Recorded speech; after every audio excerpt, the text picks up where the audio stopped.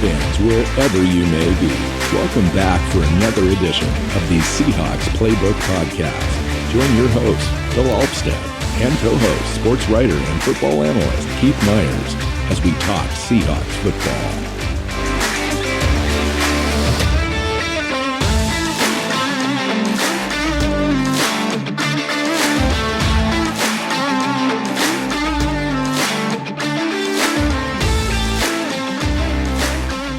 Hey, Seahawk fans, welcome into the show. I'm your host, Phil Alvstad, sitting down with co-host Keith Myers, and here to preview the Seahawks at Rams game, game 12, week 13 of the 2022 season. Welcome into the show, man.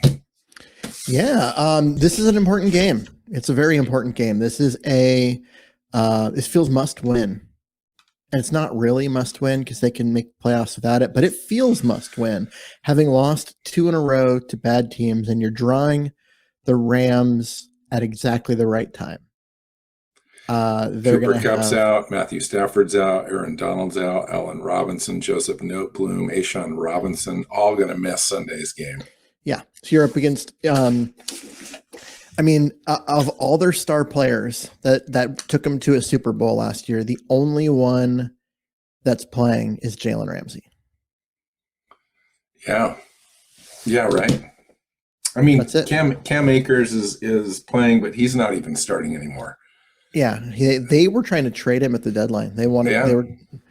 Yeah. He was not playing well, and they were trying to get rid of him. Last week at when they played Kansas City, they had 3 starters from their opening day starting unit on offense, starting the game. So they've just been decimated by injury. That, those are just recent players that have gone out too. I mean, not recent, some of those like Cooper Kupp and so forth have been out for a couple of weeks and out for the season. Matthew Stafford looks like he's not going to go. Aaron Donald has an ankle now. He hasn't officially been ruled out, but he's been ruled out essentially. Allen Robinson's on the IR list, as well as Noteboom. A'Shawn Robinson again is just in the last couple of weeks was injured, and now he's out as well. So they've pretty much shut down this roster, I think, for this year. 3 wins so far. It's going to be hard for them to win any more games. This is kind of a get-right game for Seattle, I think, falling down 2 games. I think everyone at this point, at least after that 4-game win streak, expected the Seahawks to play well and to win those games, or at least be right in them, and just looked ineffective the last couple of weeks. Weren't able to run the ball, weren't able to stop the running game on the defensive side of the ball, and that was the difference in these last couple of games. Can they get right in this game?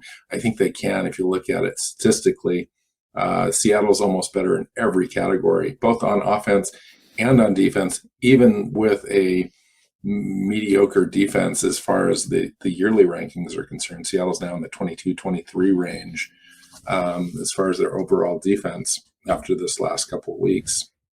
And they're still better than the Rams. Yeah. And that they're better than the Rams statistically. And most of those stats came with guys like Aaron Donald and Matthew Stafford playing. Yes. Now they're not playing.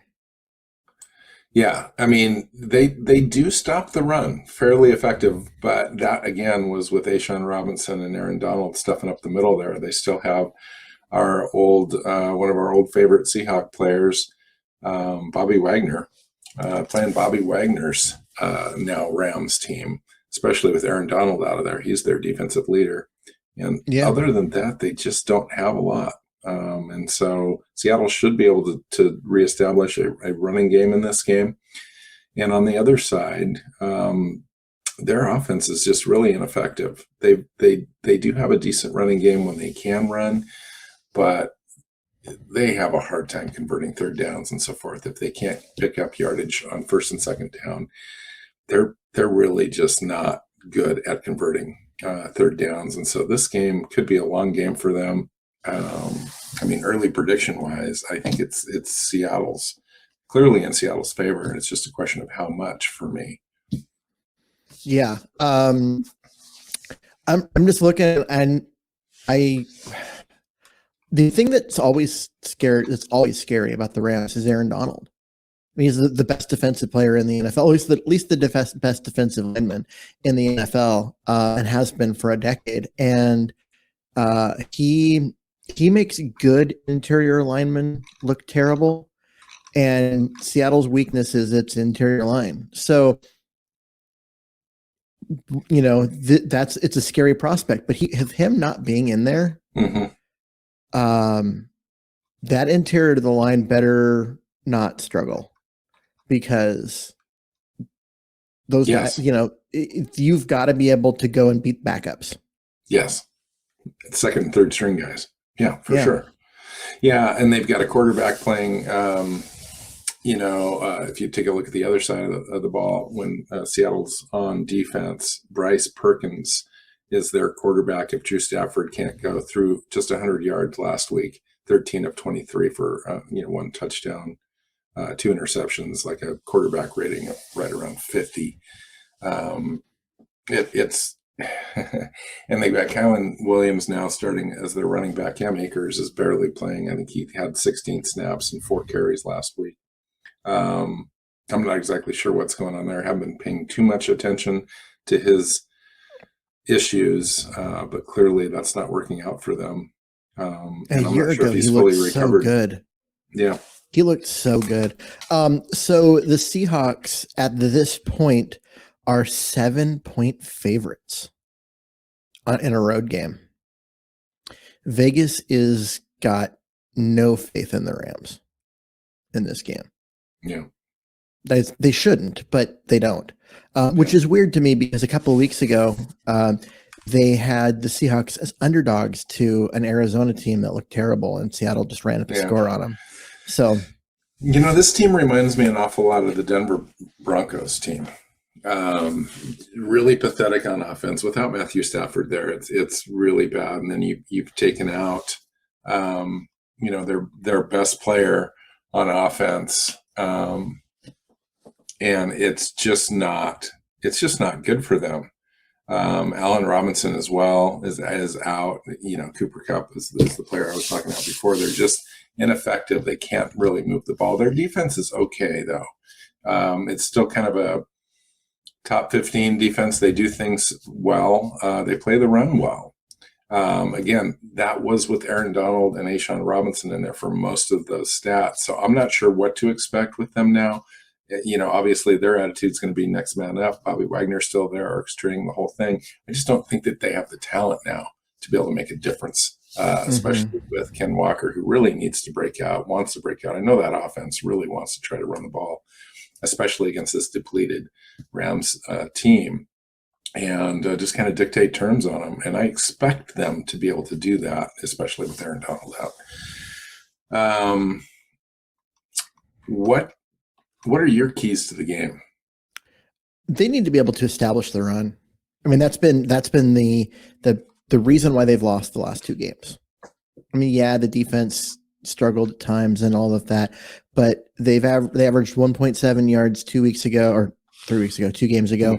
And this last week there was 1.9. So if they're not averaging, 3.5 plus yards per run, it could be another long day for Seattle's offense. They need to get the running game going. So much of what they do depends on having the run game going. It just opens things up, and it gives Gino more space to work, more time.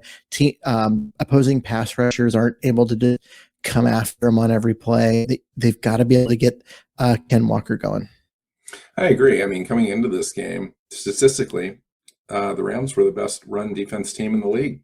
Again, with Aaron Donald and Ashawn Robinson, along with Bobby Wagner, this Rams run defense was ranked, had a Pro Football Focus ranking of 88.4, best in the league, 3.1 points higher than any other team, the Vikings, the second team.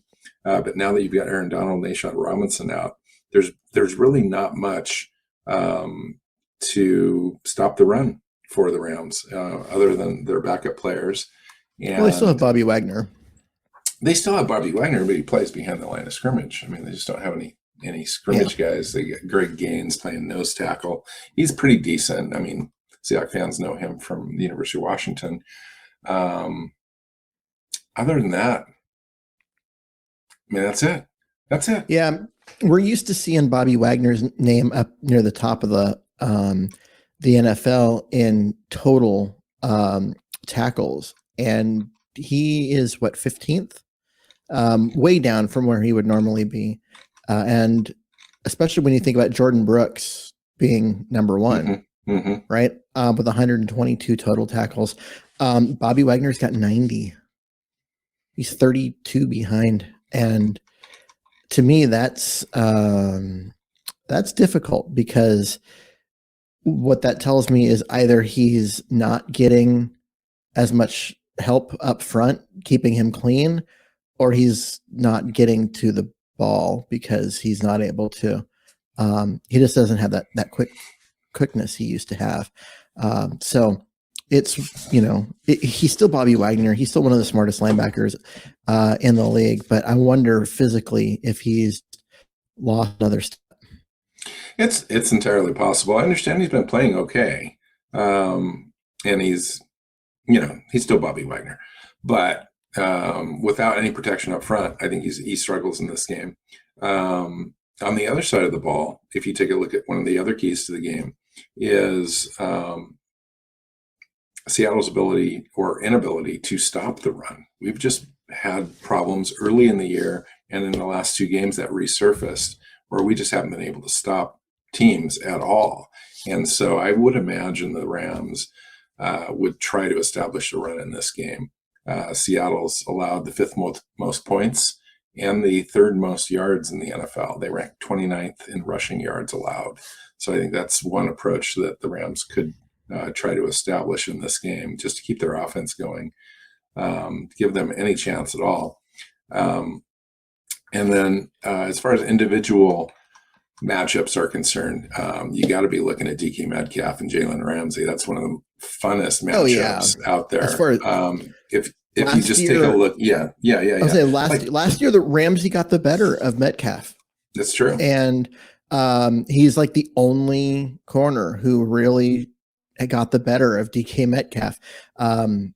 But Metcalf's having a different kind of year. He's getting a much higher volume of catches, not so dependent on the deep ball just to get the ball in his hands, doing a lot more little things as far as getting open quickly on slants and ends, and they've really expanded his route tree. This has a chance for Metcalf to finally win against Jalen Ramsey. And have a game where he doesn't get completely shut down. So we'll see. I'm not, Ramsey might be the best corner in the NFL, but at least he is to DK, against DK Metcalf. I mean, he's physically matched both in size and speed. Yeah. But last year in the first game, he held Metcalf to 3 receptions, 58 yards and a touchdown. In the second game, it was three catches, 25 yards on 8 targets. I would imagine that they're going to try to feed DK the ball today, as well as Tyler Lockett in this game, just because I think we do have the advantage in the air. I think that they're going to make it interesting by moving Metcalf around. You're going to see him in motion a lot. You're going to see Lockett in motion. So where Lockett starts out inside of Metcalf and ends up outside of Metcalf, because that changes the defensive assignments.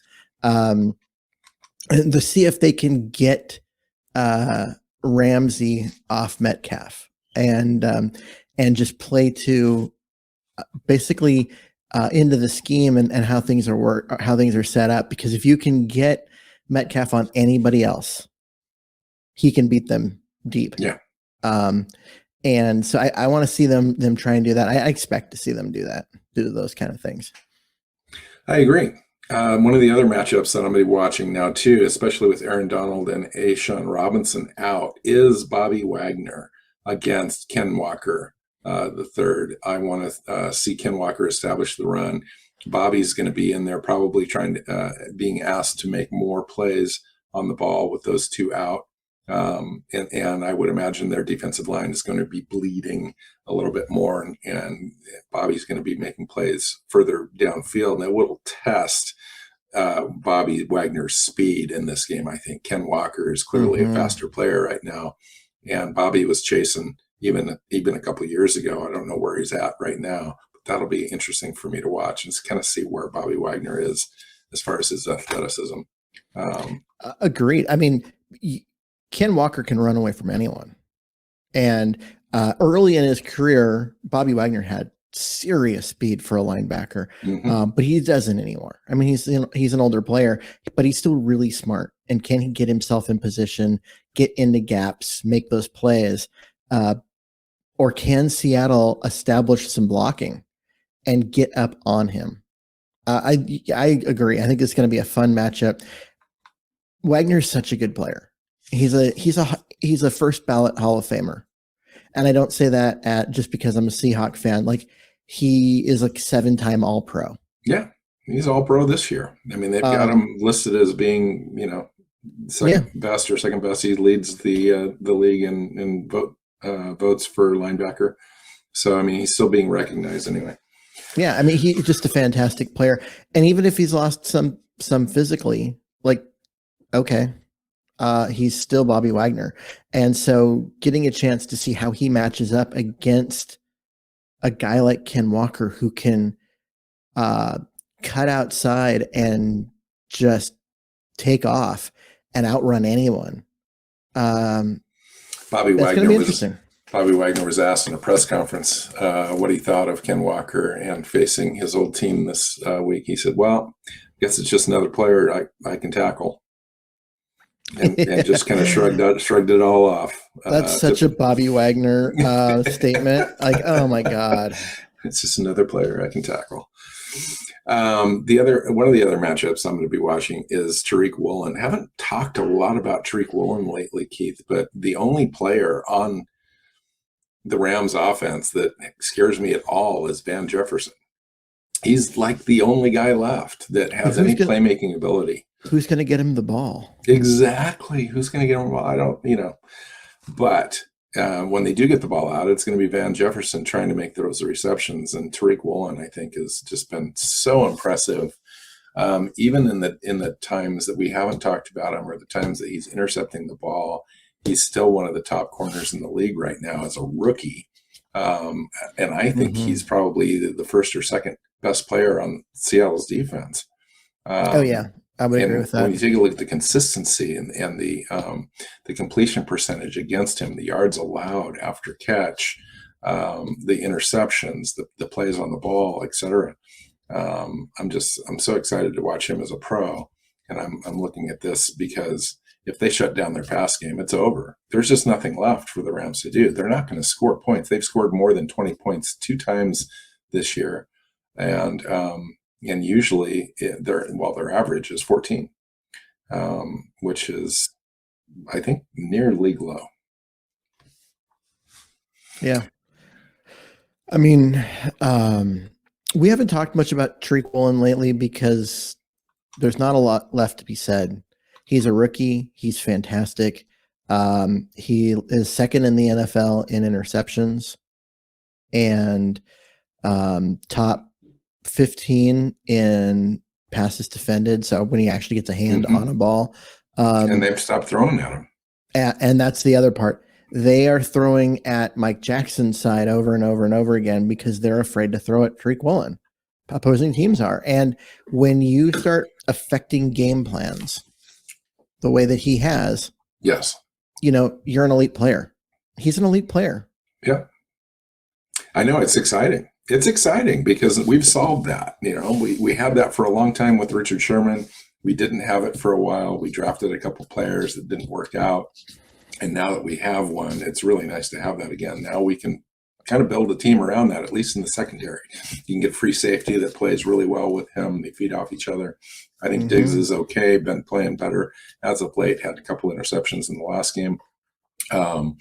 But you go outside of that and you look in the draft, you could bring somebody else in. It's pretty exciting. Mike Jackson's been playing steady.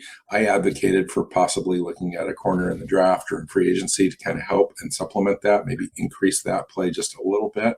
And you kind of came to Mike Jackson's defense as a guy that's just heavily targeted in this defense, but plays well, plays physical, plays the run as good as you can as a corner. Pete Carroll loves that. I mean, I just look at it when the Seahawks had Richard Sherman, you had Brandon Browner or a turnstile of corners. There was a kind of a turnstile on the other side, and it didn't matter. Byron Maxwell, etc. Yeah, you needed a guy there right.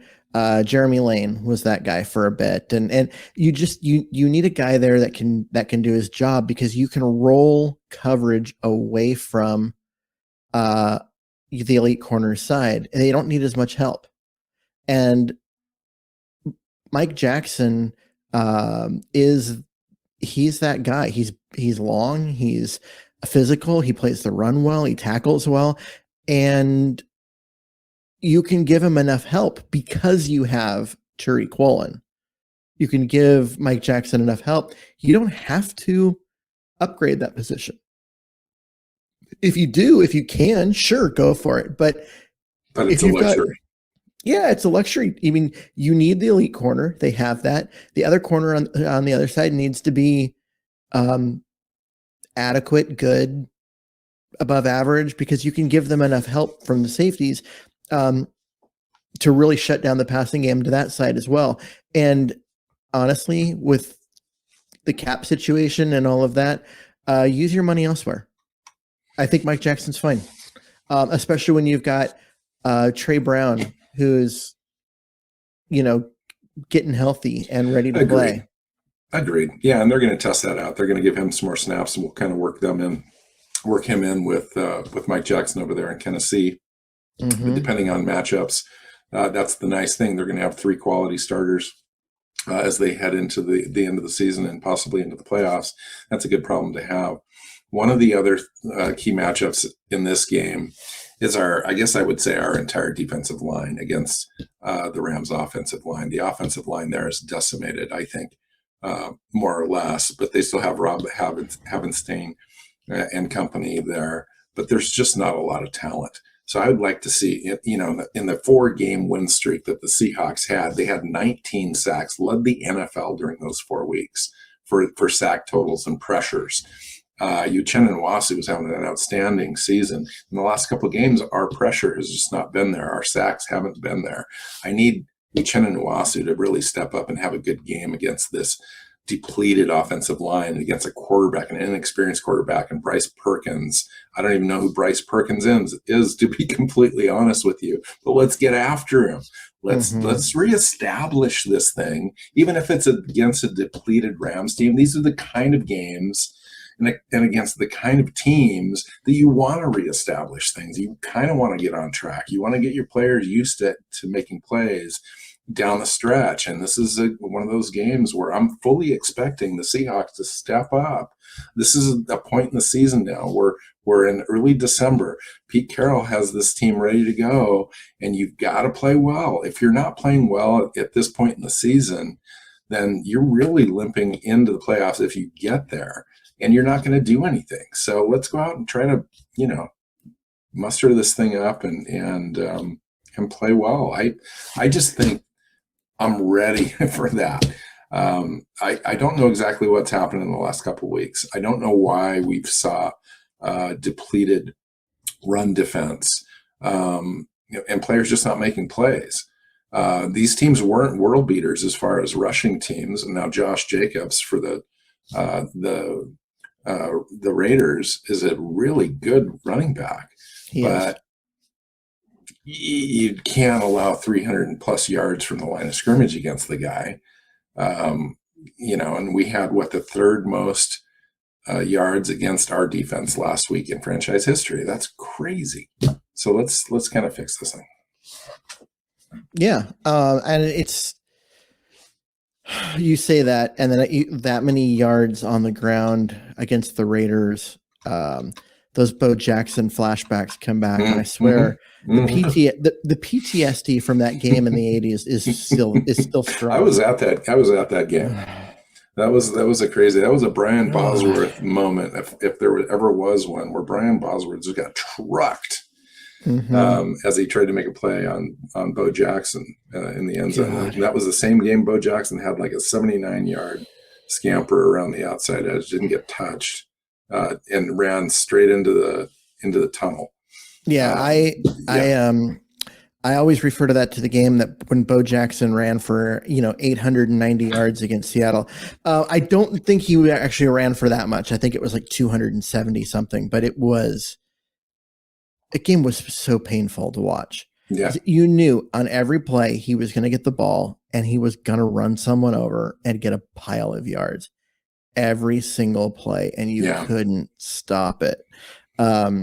Anyways, that's a completely off topic thing. That's not going to happen in this game. They don't have a Bo Jackson. They don't have anything close. Cam Akers is Cam Akers at this point. I don't know what's going on with Cam Akers. Kyron Williams was like a 5th or 6th round running back they picked up in the draft. He's overtaken Cam Akers for running back number 1 on their team. And but nonetheless, they're ineffective. They're ineffective running the ball. They're ranked in the in the mid-20s.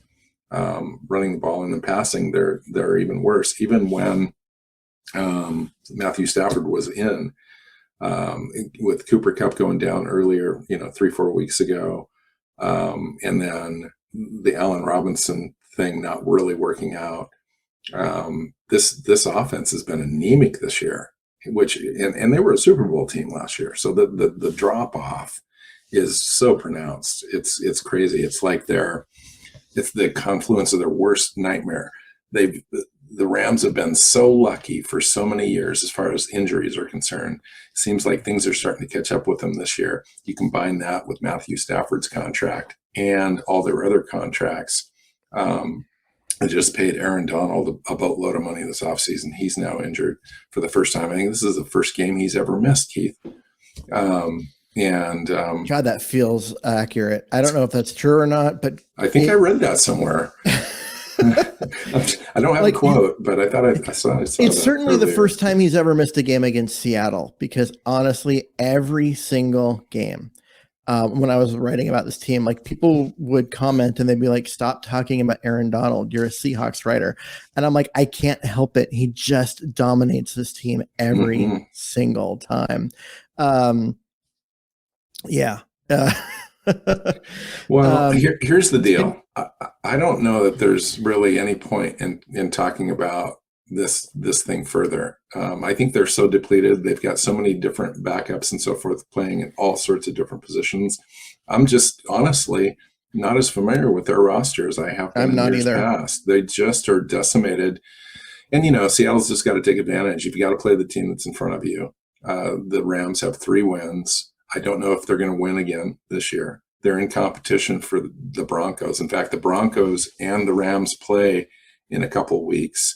And you kind of want the Rams to be good enough to beat the Broncos. And I don't even know. Both those teams are so bad. But hopefully they get Aaron Donald and Ashawn Robinson back healthy by then. Right. Matthew Stafford, because we need the Broncos to keep losing. And we need the Raiders to help us out and beat them.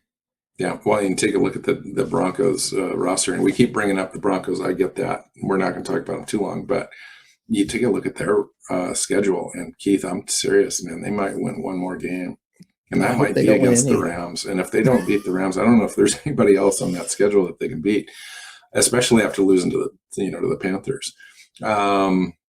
So anyway, let me hear your prediction on this show. I honestly don't know how the Rams hang with the Seahawks in this one. Just too many injuries, especially on offense. And at some point, you start putting all these backups in, especially at quarterback, and you don't give them protection. You don't get guys open downfield, and that's when turnovers happen. I see the Seahawks running away with this one, like 31-13. That's a great prediction. I'm going to go a little tighter. And the reason I'm going to go a little tighter is the Rams are good at forcing field goals. And they rank number 1 in the NFL in red zone defense. Last week against Kansas City, even as a depleted team, Ashawn Robinson went out. Aaron Donald was still playing, but injured. The Rams held the Chiefs to field goals on 5 of their 6 red zone opportunities. Now, the Chiefs still went out and beat them because the Rams didn't have anything on offense.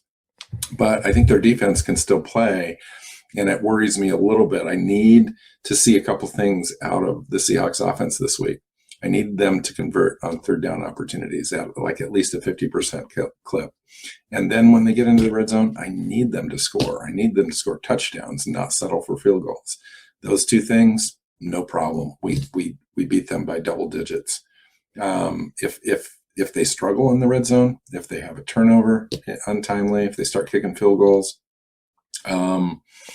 and they can't convert third downs, this could be a little longer of a game than you want it to be. I think Seattle still pulls it out, in the fourth quarter, but it'd be nice to be able to play well on both sides of the ball, establish the run, and prevent them from running the ball. They do that, they win big. I'm with you. I'm like 30 something to 17, 13, something like that. I just don't see the Rams scoring the ball. This is a game that really scared me when we thought the Seahawks were good. A couple of weeks ago when they were 6-3 and we were like, wow, this team's way better than we thought. I still looked at this game and was worried about this game because it's the Rams, because it's Aaron Donald. But if Donald's not playing, Matthew Stafford's not playing. Not Matthew Stafford's not playing. Cooper Kupp's not playing. Yeah. I am not afraid of this game. I'm not afraid of this team. Go on the road.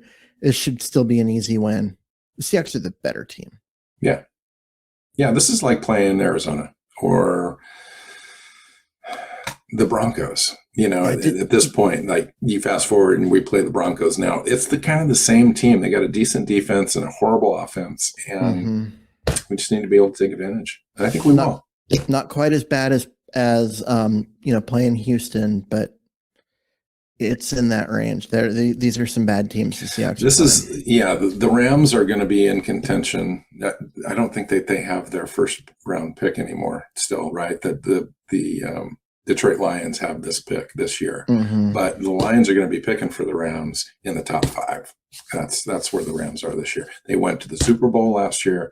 They're going to give up a top 5 pick in the 2023 draft. That's how far they've fallen. And it's, a lot of it is injuries, but a lot of it is just because of attrition. They lost a bunch of players in the offseason. And then Matthew Stafford struggled this year, and that's kind of the tale of the tape. Well, yeah, but he's struggling, and a lot of it is because his left tackle retired, and suddenly they can't protect him. He's leading the NFL in sack yards. And no Boom's out on IR as well. His replacement, Whitworth's replacement. Yeah, so it's tough. Yep. I look at you were mentioning records. Houston is going to get their quarterback to replace Davis Mills, and then there's 3 teams with 3 wins: the Rams, Denver, and Chicago. And Chicago's not going to draft a quarterback. Yeah, because they've got one. Unless they trade him in the offseason. Okay, I don't know that I would do that. But. He's showing flashes that he's going to be great. They just need to put a team around him. So that puts them. Denver's not drafting a quarterback because they just paid theirs $800 million. Detroit. And but Detroit's winning games. They've got 4 wins. Yeah. So Seattle looks like they might be in position to either draft a player that they really need or trade out and get a lot of picks for it. Yeah. Interesting. All right. Let's get out of here. Find Keith on Twitter. You can find me on Twitter. You know where we're at. Just when you find us, hit that subscribe button so you don't miss any shows. We do 3 a week, if you didn't know. And if you really like it, share it with your friends and family and tell people. So that would be awesome. We would appreciate that. So until next time, go Hawks. Go Hawks. Seahawks Playbook podcast listeners, thanks for joining us for another edition of the show. You can find us on Twitter. Bill is at NWSeahawk, Keith is at Myers NFL, and the show is at Hawks Playbook. You can listen and subscribe to the show at SeahawksPlaybook.com.